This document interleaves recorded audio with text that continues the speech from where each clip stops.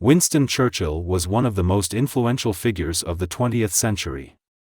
Born into a privileged family in 1874, Churchill was educated at Harrow School and the Royal Military College at Sandhurst.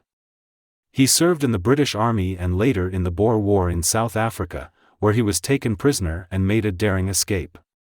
Churchill first entered politics in 1900 as a Member of Parliament for the Conservative Party. He held various cabinet positions, including President of the Board of Trade and Home Secretary, before being appointed First Lord of the Admiralty in 1911. It was in this role that Churchill played a key role in the lead-up to World War I, and his advocacy for a stronger navy and military preparedness proved prescient.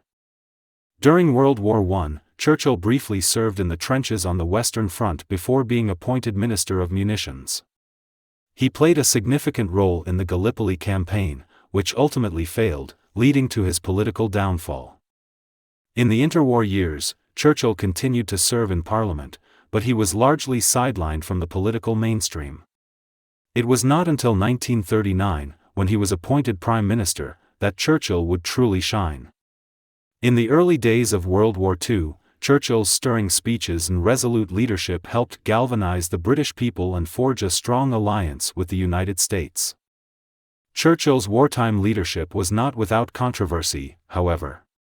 He was criticized for his handling of the Norwegian campaign and the disastrous Dieppe raid, and his relationship with American President Franklin Roosevelt was sometimes strained.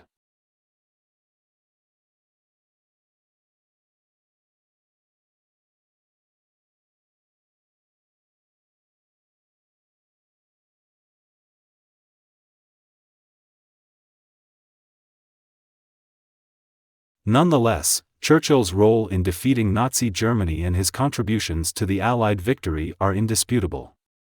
After the war, Churchill's Conservative Party lost power, but he remained a respected figure on the international stage.